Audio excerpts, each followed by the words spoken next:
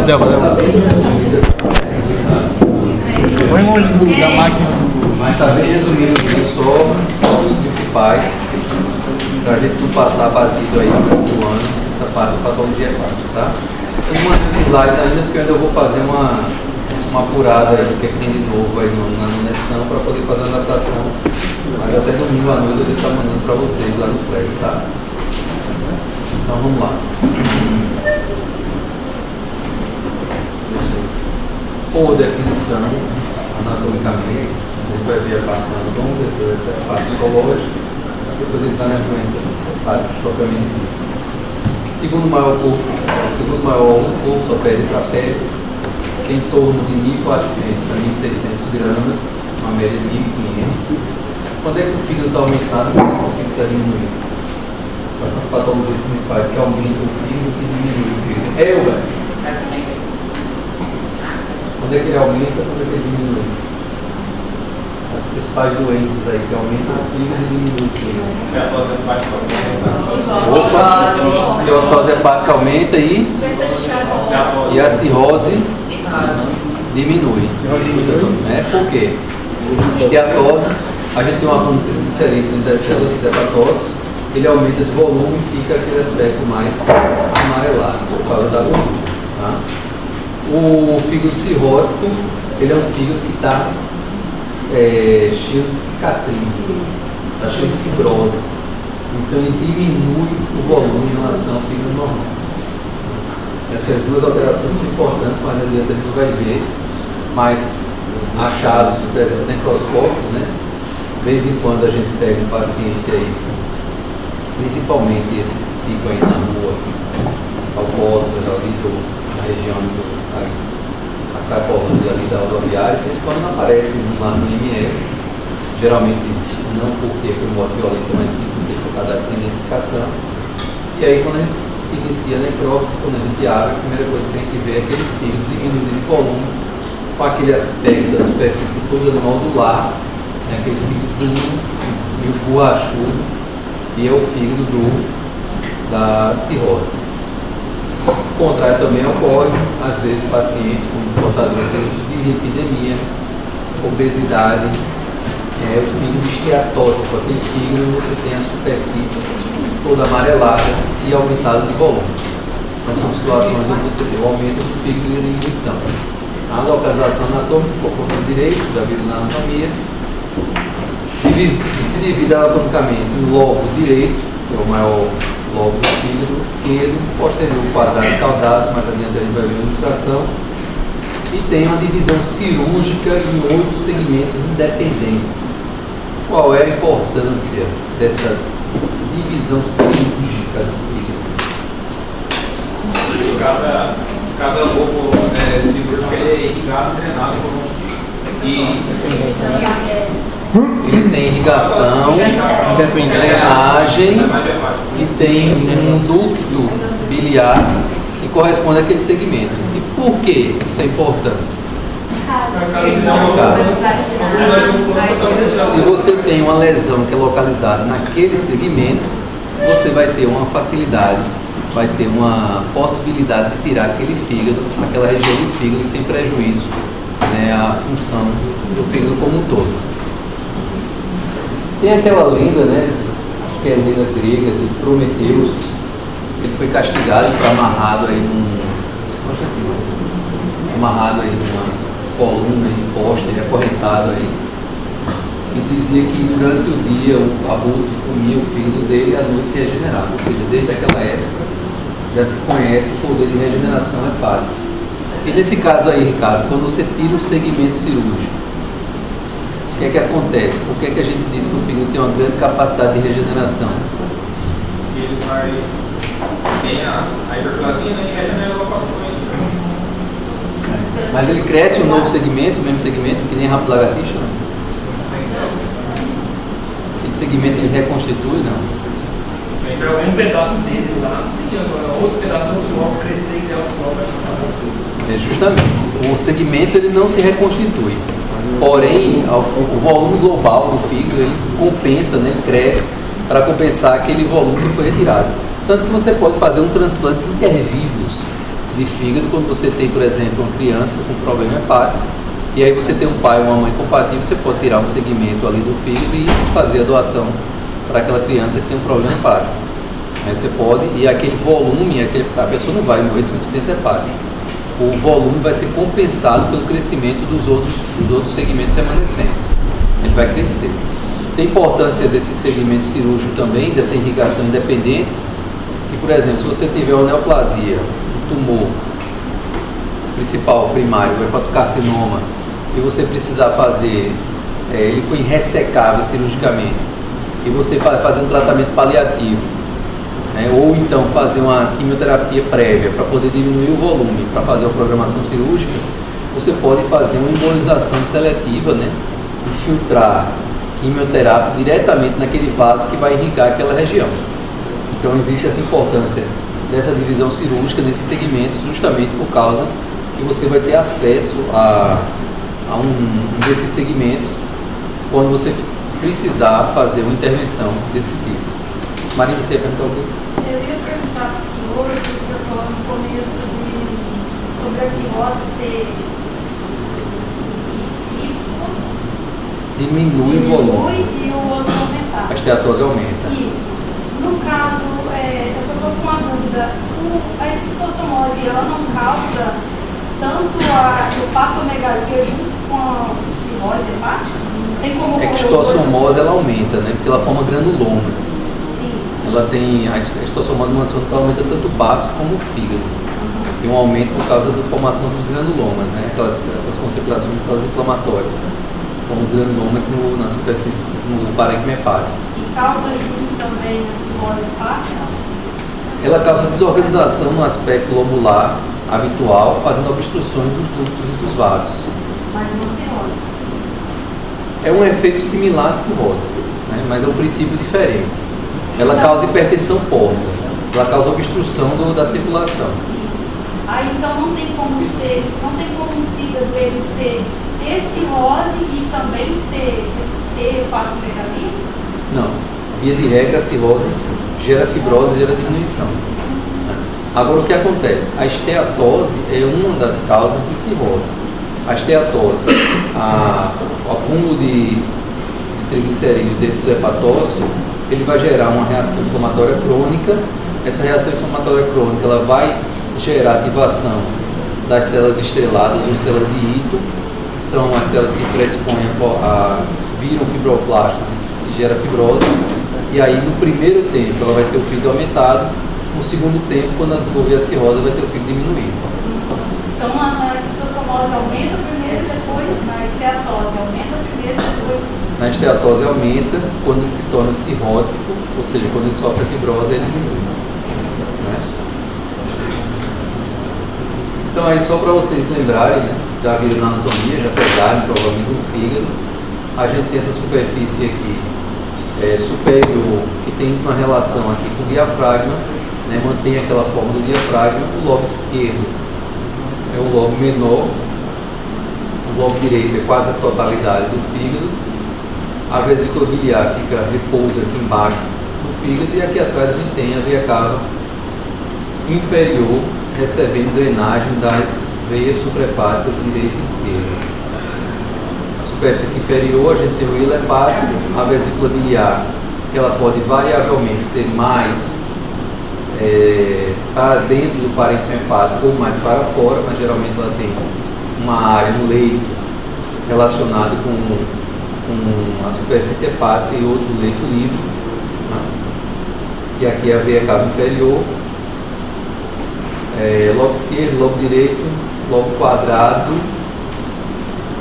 e no hilo a gente tem a artéria hepática, a veia porta e o colédoco. Aí só a ilustração das divisões cirúrgicas, ou seja, cada drenagem biliar e os vasos arteriais são independentes em cada segmento, fazendo com que, se houver necessidade de uma lesão que esteja situado em apenas um desses segmentos, a maior parte das vezes, ou seja, quando ele ainda não dissemina para todo o fígado, você pode fazer a ressecção seletiva de um desses segmentos sem prejuízo para o restante da função hepática. E aí esses outros segmentos eles vão, de forma compensatória, aumentar para poder compensar aquela função, aquele volume de parênquima hepático que foi perdido. Como a gente falou, ele tem uma dupla circulação de entrada, né, uma dupla circulação aferente, a artéria hepática, o nome da ilíaca, e pela veia porta, que é tributária da mesentéria superior, inferior e da esplênica. A circulação eferente é formada pelas veias suprahepáticas, direita e esquerda, que são tributárias da veia cava inferior. Existe uma lesão, uma doença aí, provavelmente vocês talvez passem a faculdade de hepatite sem ouvir falar nela, que é a trombose das veias suprahepáticas. É muito comum, principalmente nos pacientes que têm tendência trombogênica e muito comum em mulheres jovens em uso de contraceptivos orais. Qual é o nome dessa lesão aí? Qual é o nome dessa síndrome? Qual é o problema? Trombose das veias suprahepáticas. Indicativo de transplante hepático. Das veias suprahepáticas. Procura aí. Porque é o nome da doença? É. Não é esse o nome da doença? Não. Tem um nome certo. Síndrome de Blood, não sei o quê. Budd-Chiari. Você tem a trombose das veias suprahepáticas. Você vai ter um princípio semelhante àquele que a gente tem com o aumento da resistência geral à passagem do sangue pelo fígado, que vem da artéria hepática e da veia porta, fazendo um aspecto semelhante ao que a gente tem no fígado cirrótico, seria uma obstrução pós-hepática, ou seja, da trombose das veias suprahepáticas, e aí a paciente vai cursar muitas vezes com ascite, falência hepática e necessidade de transplante hepático. Eu tive a oportunidade, provavelmente vocês não vão ter essa oportunidade talvez até tenha, né, hoje com uma tendência muito grande a formação de trombos, né, principalmente depois do uso daquela vacina aí experimental, né, que deu um problema danado, né, o pessoal disse que não tem problema nenhum, pode tomar, e depois suspenderam porque estava dando trombose adoidada, né. Então pode ser que exista um aumento aí desse risco de trombos em mulheres jovens de forma geral. Talvez vocês durante aí os estágios que vocês no hospital, vocês tenham a oportunidade de ver um desses acometimentos. No meu internato eu tive a oportunidade de ver 2 casos, uma criança, mais ou menos 4, 5 anos, criança bem pequena, e o outro numa paciente com esse mesmo aspecto epidemiológico, né? Paciente jovem, com uso de contraceptivos orais, fez trombo das veias suprahepáticas com indicação formal de transplante hepático. Hoje em dia, com esses novas medicações trombolíticas aí, caríssimas, que o pessoal usa muito na cardiologia, e também com essas técnicas de cirurgia endovascular, a gente pode tentar alternativamente também a desobstrução, né, com dilatação, com balão, com aqueles cage, com aquelas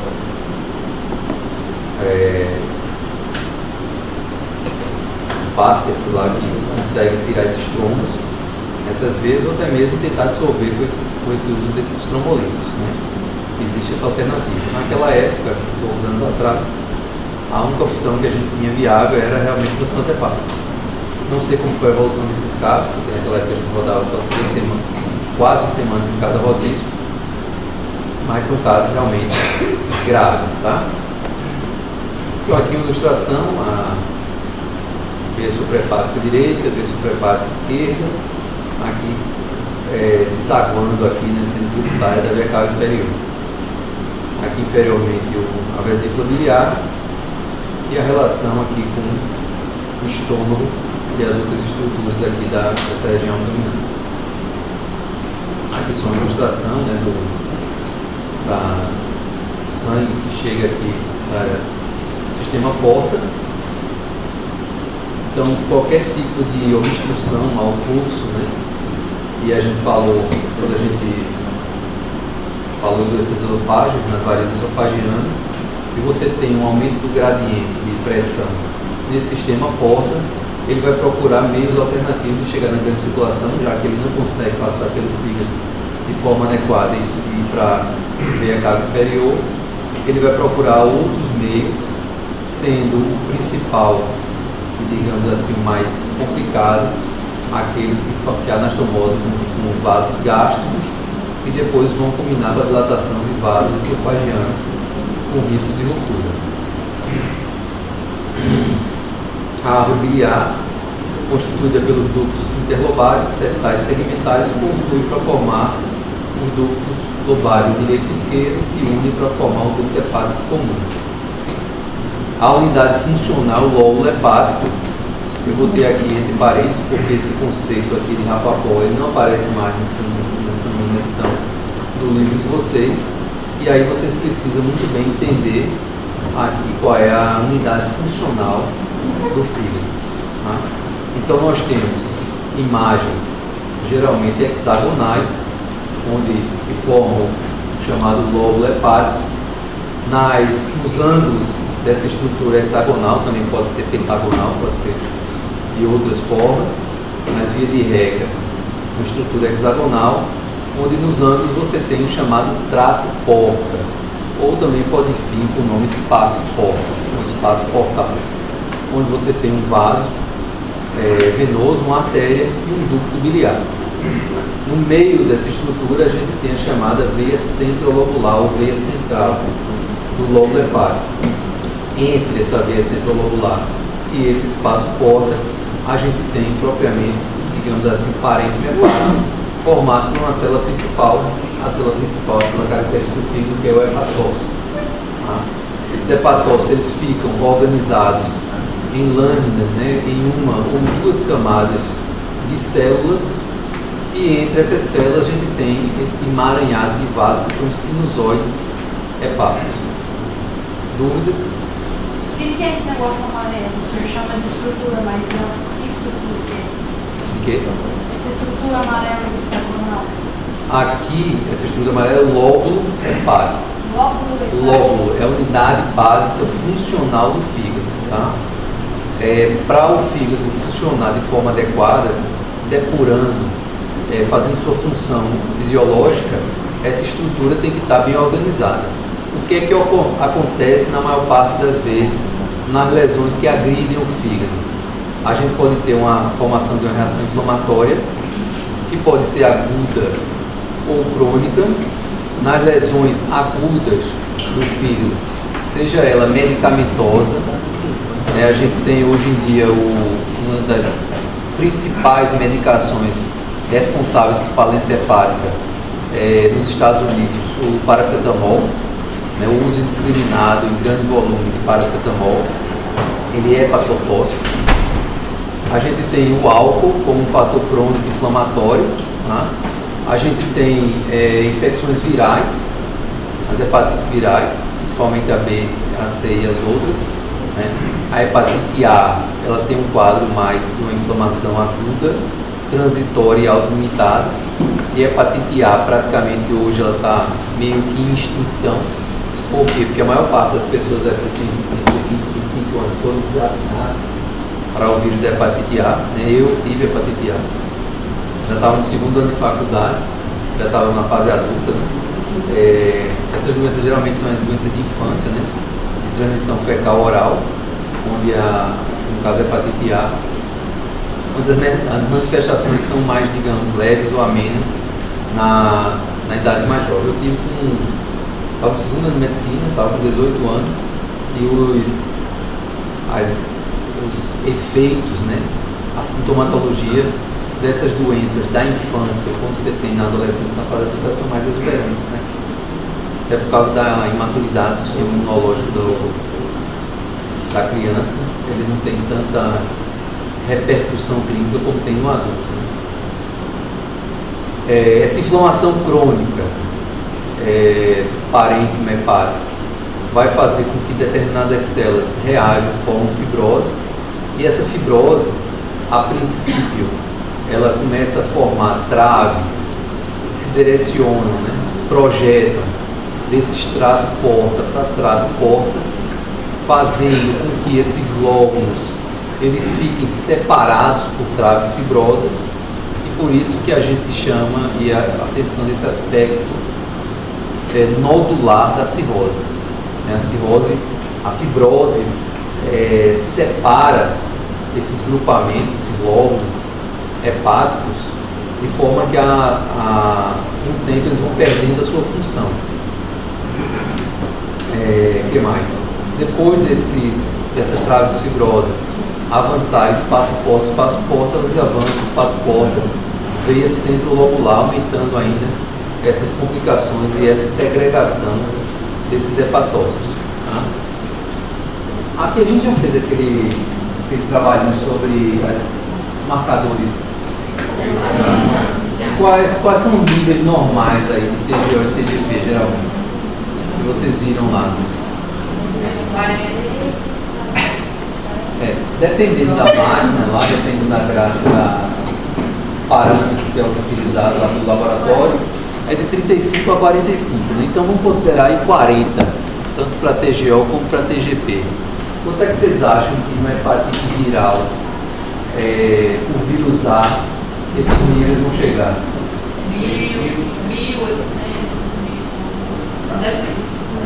Uma pessoa que passou um final de semana numa calorada, vocês terminaram o 4º ano de medicina, aí vocês fizeram aquela comemoração ali, né, de final de semana, começaram na sexta de noite, né, terminaram no domingo à noite, e aí tomaram muito suco gami, tomaram uma cerveja, tomaram uísque, tomaram tudo que vinha na frente, né, qualquer tipo de veneno, vocês ingeriam.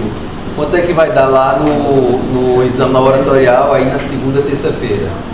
150, É o que a gente chama de tocado, né? Vai dar ali 70, 80, 90, 100, 120, vai dar alterado. Mas após o período agudo da intoxicação alcoólica, né? Se não continuado, ele vai rapidamente voltar à sua função normal. Depois de 1 ou 2 semanas, aquele nível está de novo nos 40. Né? O que é que acontece com as hepatites crônicas? Às vezes o primeiro achado de uma hepatite crônica, né, hepatite B, hepatite C, hepatite delta, outras hepatites aí, o primeiro achado é ocasional, tem um exame laboratorial de rotina, né, chamado check-up anual, o cara vai lá no clínico, eu tenho um plano de saúde, eu quero gastar, eu não uso, eu quero fazer o meu check-up, né? Aí a gente pede lá um ureacreatinina, um TGO e TGP, e aí o cara está com níveis lá entre 200, 300 e mantido esses níveis após semanas. Aí você pergunta, você bebeu? Ele diz, não bebi, mas bebi uma taça de vinho, tá? Você pronto, passa 15 dias sem beber e repete o exame. Você tomou um paracetamolzinho, um remédio aí para dor de cabeça? Não, eu lembro de tomar paracetamol e tal. Suspende paracetamol, método de pirona. E o cara mantido esses níveis aí, a gente pode suspeitar de inflamação crônica no fígado. Que pode ser do esteatose, que pode ser de um alcoolismo crônico, ou pode ser de infecção viral, que é chamada de epidemia silenciosa, né? Que são as hepatites virais endêmicas, que tem até campanhas de tempo desse, né, para testagem em massa da população, para identificar vírus B e vírus C, para que, no caso, o paciente fosse abrir um quadro já adiantado de cirrose, câncer hepático ou falência hepática por causa desses vírus. O fígado tem uma flexibilidade, digamos assim, muito grande.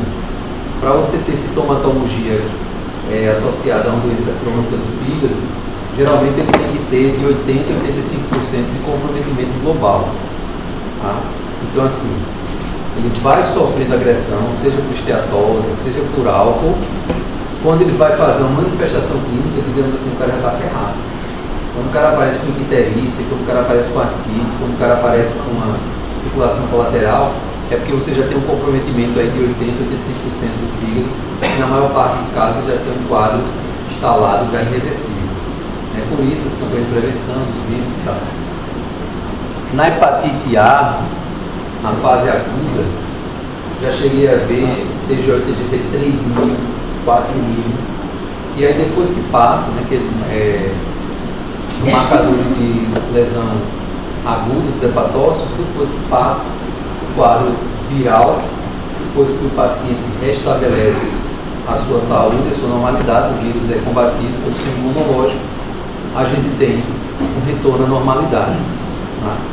Então, para manifestação clínica de uma doença hepática, a gente tem que ter um comprometimento muito grande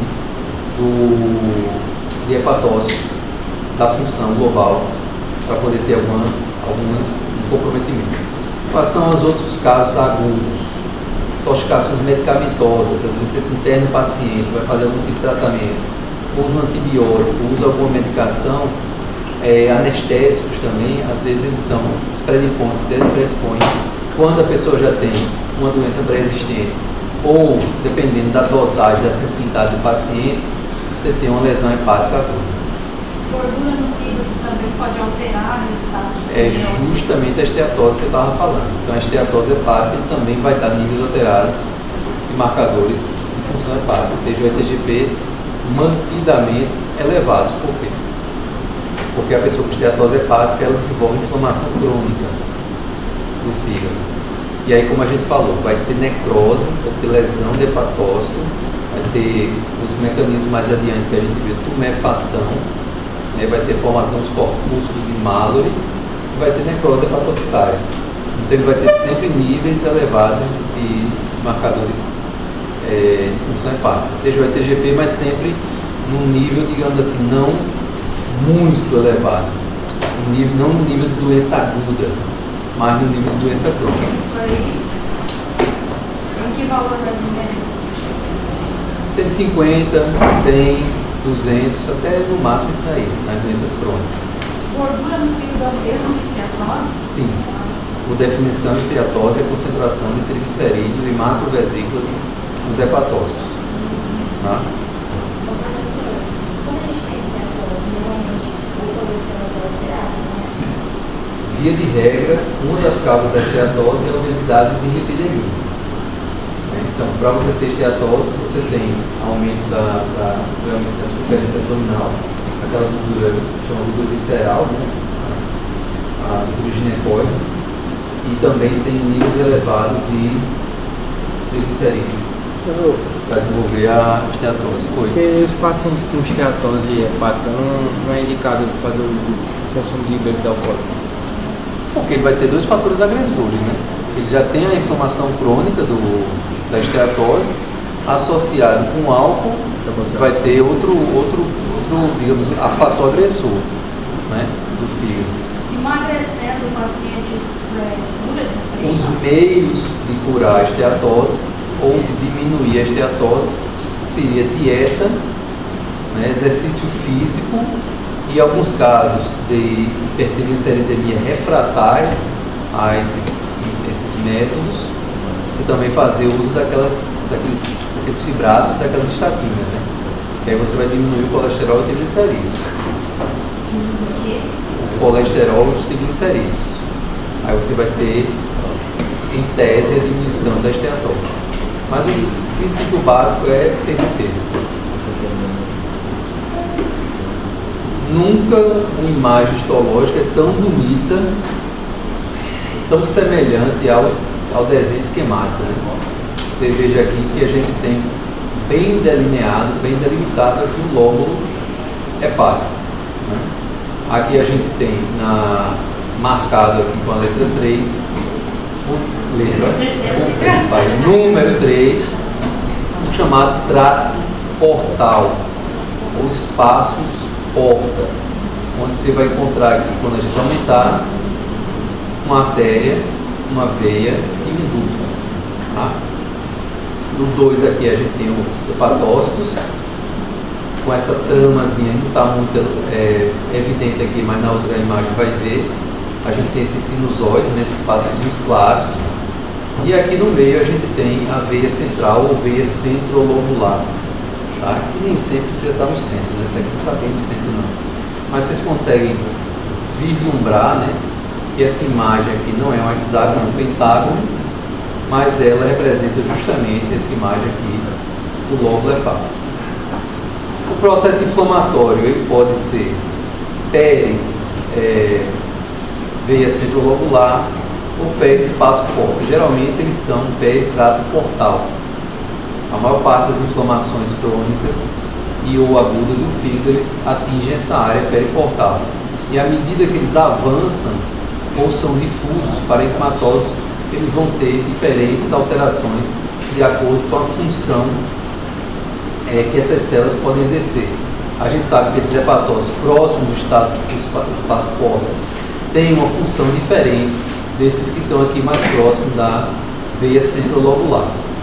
E a fibrose, como eu falei para vocês, elas vão desenvolvendo entre esses espaços portas, vão projetando fibrose, né, entre trato porta e trato porta, de forma que em determinada ocasião a gente vai ter uma trave bem robusta, que não vai ser nem necessário uma coloração específica para visualizar. Até no HL você consegue visualizar. E depois de espaço porta, veia centrolobular. Tá? A fibrose. Existe uma escala chamada escala de Metavir. Vocês não querem, não está ruim não para vocês verem esse nome. Não quer apagar uma luz dessa aí não. Tem gente que está meio com sono aí. Aproveita para dar um cochilo aí. Pronto, agora melhorou. Tá? Então o que é que acontece? Existe uma escala de graduação, de estadiamento para as doenças hepáticas crônicas. Ela inicialmente foi elaborada para você fazer uma graduação para as hepatites virais. Por isso o nome Metavir, é uma classificação internacional. Tá? Pela qualidade, pela reprodutibilidade dela, essa escala, essa graduação, né, essa classificação, ela foi expandida para todos os casos de doenças inflamatórias crônicas hepáticas. Então o Metavir, no final de todas as avaliações, inflamação focal, parenquimatosa, grau de fibrose, ela nos dá dois parâmetros principais. O A, que é a atividade, referente à atividade inflamatória, tá? Que pode ser de 0 até 4, e o F, que representa a fibrose, que vai também de 0 até 4. A fibrose 4, que é o grau máximo, é o que a gente chama de cirrose hepática, onde você vai ter traves fibrosas bem formadas, aqui interligando esses dois espaços ou tratos portais, tá? Dando aquele arranjo nodular, né, ao fígado. Então a gente tem na patologia duas classificações, a da Sociedade Brasileira de Hepatologia e a Metavir. Pode vir no laudo das duas, pode vir só a Metavir, pode vir só da sociedade, dependendo do gosto do freguês. Mas aí é importante saber que a atividade se refere o A se refere à atividade inflamatória e o F à fibrose. Essa ampliação aqui no 1 a gente tem a veia centrolobular, no 2 a gente tem o parênquima hepático, representado aqui por essas lâminas em uma e duas camadas de hepatócitos, e aqui a gente tem esses sinusoides, né, que são esses vasos que vão ficar entre essas lâminas, essas camadas de hepatócitos. Aqui a gente tem a representação do trato portal, do espaço porta, como vocês queiram chamar, destacando aqui algumas estruturas. O número 4, o parênquima hepático. O número 3, o que a gente tem aqui? Essa estruturazinha. Um quê? Excelente. Por que uma artéria, cara? Excelente, tá vendo? O 1, o que a gente tem aqui? Oi? O quê? O ducto hepático? Não. Aqui é uma veia. O ducto hepático está representado aqui, mais marcadinho aqui, esses núcleos aqui alinhados. Então a gente tem aqui a representação do ducto hepático aqui no 2. Então artéria, veia e ducto hepático. Então essas três estruturas estão presentes aí no trato porta, no espaço porta. Tá bom? Aqui só uma ampliação daquela mesma imagem anterior. Esses conceitos aí, esse cidadão aí, Rapaport, foi esquecido aí na nona edição do Robertson. Eu acho que ele não fala em tanto nenhum lá sobre o pobre do Rapaport, foi esquecido. Entrou em esquecimento aí no livro da ciência. Então, se você traçar uma linha entre o trato porta e a veia centrolobular e dividir em 3, né, a zona mais proximal sendo a zona 1, ali perispaço porta, a zona 2 entre o espaço porta e a mais próxima da veia centrolobular, a gente vai ter essas funções: a gliconeogênese e a reprodução celular, o espaço periportal, e a lipogênese, formação de pigmentos e processo de biotransformação naquela zona perivenular. Então, dependendo de onde a gente tem inflamação crônica, dependendo de onde a gente tenha necrose hepatocitária, geralmente se localiza nessa zona periportal, a gente vai ter alteração nessas finalidades aí.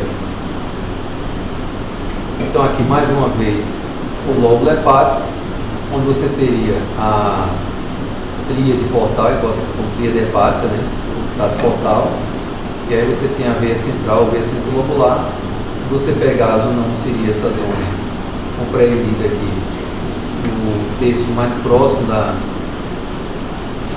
espaço periportal, a zona média, e a zona 3 de Rapaport, aqui mais próximo da veia centrolobular.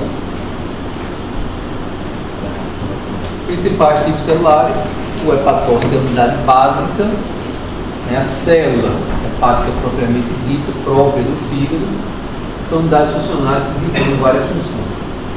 As células de Kupffer são os macrófagos, são as células do sistema mononuclear fagocitário do fígado. A gente sabe que o macrófago, dependendo de onde ele esteja, qual a função, em que ele esteja fagocitando, muda de nome, né? Nós temos os hemosiderófagos, né, quando eles fagocitam hemácias. A gente tem os melanófagos, quando eles fagocitam melanina. Tem aqueles do pulmão, né, que fagocitam aqueles pigmentos escuros, né, que dão atracose.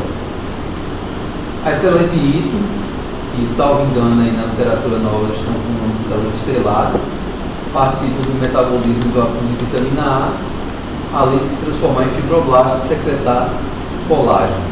Então, a célula de Ito é aquela que, estimulada pela reação inflamatória, vai ser o grande vilão, né, na inflamação crônica, fazendo com que ocorra a fibrose hepática. E as células endoteliais, que são aqueles sinusóides, aqueles pequenos vasos que a gente viu entre lá, aquelas traves de hepatócitos. Então está aí a célula de Kupffer, aqui dentro dos sinusoides, os vasos e os sinusoides hepáticos. Só faltou as danadas da célula estrelada aí que não está aí. Professor, oi, Maria. cada quadradinho amarelo é um hepatócito? Cada quadradinho desse é um hepatócito. Entre eles tem um mini ducto aqui, biliar, tá? Podem estar em 2 camadas ou em camadas únicas.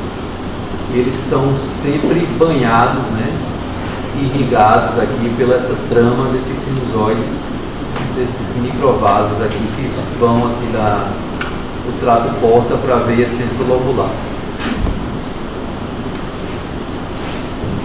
Alguns tipos de alterações que os hepatócitos sofrem de acordo com determinados tipos de agressão.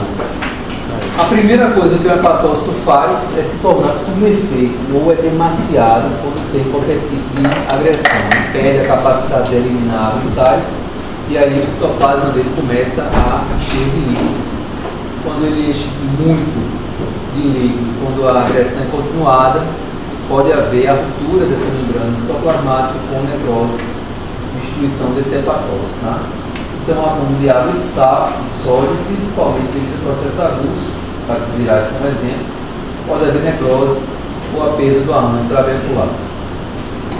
Acúmulos intracelulares, e quando tem triglicerídeos, a gente chama de esteatose. Quando a gente tem um acúmulo de ferro hemocromatose, o acúmulo de cobre, a doença de Wilson e de bilirrubina, a colestase. Quem é bom de lâmina aí? E aí? O que a gente tem aí? Então, os 4 achados aí que a gente tem nesse corte histológico aí.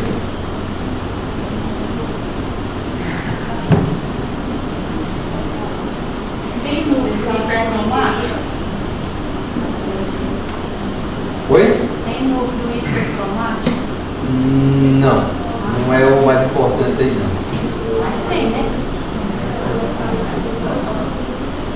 Professor, tem célula nuclear? Célula o quê? A nuclear. Mais ou menos. Parece que tem coisa sem núcleo aí. É. Vazio. Mais ou menos.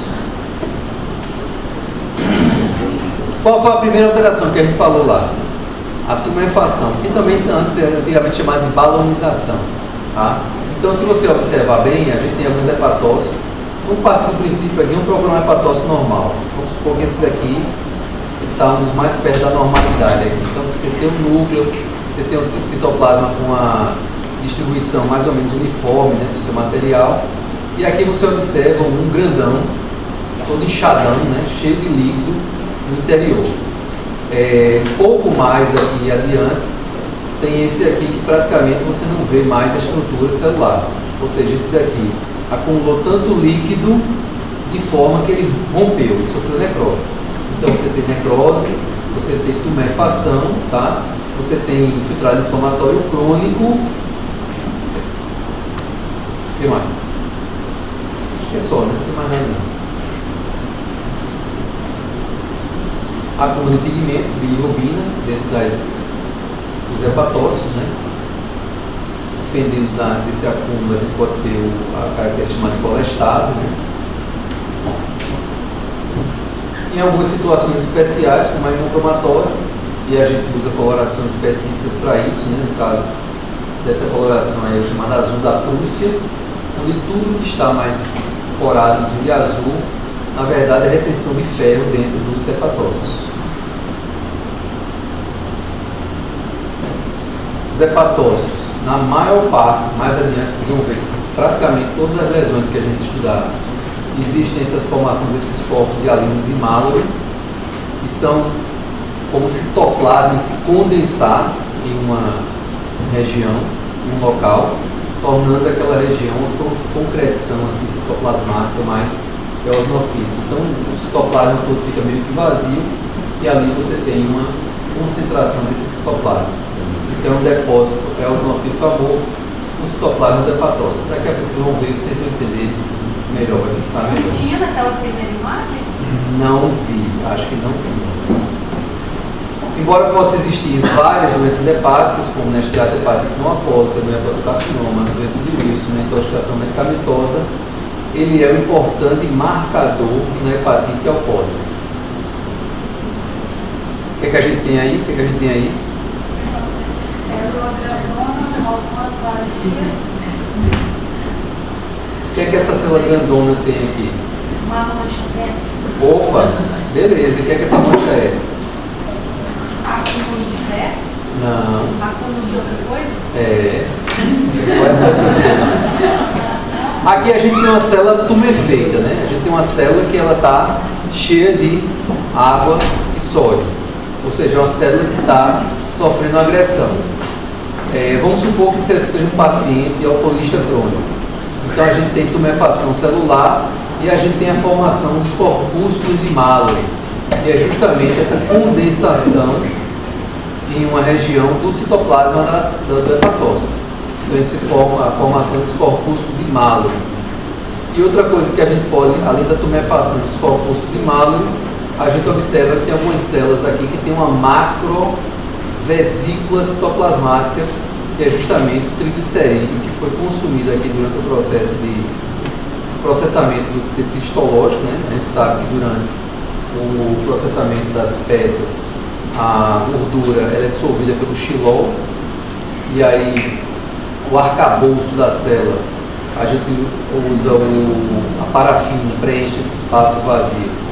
E depois, quando a gente faz a secagem na estufa, parafina derretida corre e ela não cora, obviamente teria um espaço vazio, mas isso aqui seriam vesículas preenchidas. Se você pegar o exame a fresco, né, uma peça a fresco, a congelação vai estar preenchida por triglicerídeo. Então aqui a gente tem provavelmente esteatohepatite alcoólica ou não alcoólica associada à formação dos corpúsculos de Mallory. Professor, esses roxinhos que não é em formato de bolinha, não, aqui embaixo. Embaixo onde? Ali? Pra fora, isso, esses aí são o quê? Isso aqui são núcleos ou então linfócitos, né? Mas núcleo assim, na chapa esmagaço? É, porque ele pode ter sofrido algum tipo de anomalia aqui durante o processamento, tá? Não obrigatoriamente são núcleos neoplásicos, né? E o que é eosinofilia? Eosinofilia, a eosinofilia é a característica da coloração do citoplasma de uma célula. Ela pode se corar com a eosina, que é esse corante rosa, ou hematoxilina, o núcleo, que é esse corante roxo. E por que em volta desses núcleos, alguns estão com essa coloração, mas ali embaixo tem os que fica sem essa coloração em volta? Quando não tem essa coloração mais desse em volta, é porque está normal. Se você tiver um hepatócito que tem uma distribuição regular no citoplasma, nessa coloração rosa, ele está normal, né? Esse aqui embaixo, ó, à Qual? esquerda. Aonde? Aqui? Não, à direita. Esse não. Esse olho aqui, professor, ó, uma bolinha com uma bola branca com uma pontinha preta ali embaixo. À esquerda. Aqui? Mas pra direita. À direita aqui? Sim, esse aí, ó, ele tá sozinho. Ó. É uma célula que está com o citoplasma meio vazio aqui, né? Está só com um núcleozinho aqui, né? Esse aí seria o certo? Não, o certo não é esse aqui não. O certo seria mais próximo do normal aqui, seria tipo essa célula aqui, ó, esse hepatócito aqui, está do tamanho normal, tem o citoplasma mais ou menos bem distribuído e tem um núcleozinho bem representado, tá? Apoptose, todo mundo conhece esse termo, né, que é a morte programada da célula. O citoplasma se torna denso, a célula diminui de volume, se torna eosinofílica, com o núcleo piquenótico com cariorrex e cariólise. E a necrose hepática, ela pode ter um aspecto focal, confluente ou a chamada necrose ensacabucada, chamada também pirocivil-necrose, que é uma imagem, que é um sacabucado para você. Que é isso aí? Que é uma imagem sacabucado, que é uma alteração em sacabucado, que é isso aí.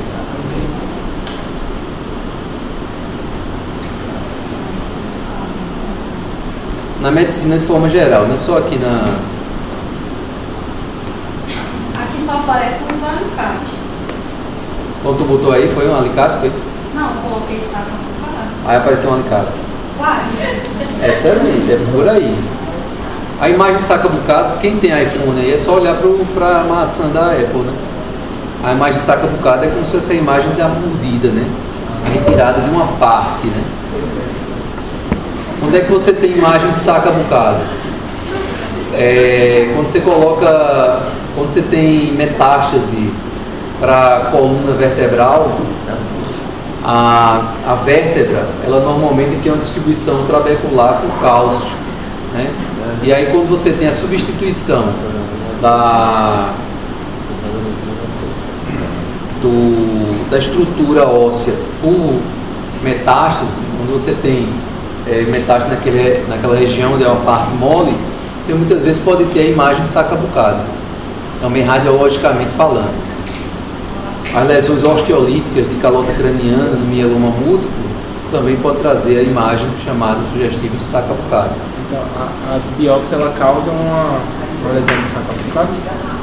Depende, se você biopsiar com trocáter, né, ela pode dar aquela imagem de sacabucado. Se você usar um trocáter, né? Consegue ter daí, professor? Vamos chegar lá. Essa aqui é uma necrose focal, né? Entre essas células inflamatórias aqui no meio do parênquima a gente observa células hepatócitos, né, necrosados, necróticos. Aqui a necrose confluente, né, você tem várias células, inclusive com área de hemorragia. E aqui seria a imagem da necrose saca-buccal. Tá igual a tua aí, né? Ó, eu roubei daí desse site. E aí a imagem saca-buccal é justamente isso. Você tem aquela imagem meia lua ali, como se fosse uma mordida. Né? Aqui a gente tem o espaço porta, a gente tem a inflamação e a gente tem a lesão desses hepatócitos circunjacentes formando essa imagem de saca-buccal, tá? Esses aí é bastante núcleo, esses roxinhos. Aí esse é linfócito. É a inflamação crônica hepática. E aqui você tem um trato portal, né? Aqui é o parênquima e aí ele vai evoluindo, né? Vai infiltrando esse parênquima hepático e necrosando esses hepatócitos adjacentes, formando justamente essa imagem aí, ou essa necrose saca-buccal. Gente, eu vou parar por aqui, porque eu tenho uma... Eita, tá agradecendo a Deus. Não conseguiu nem...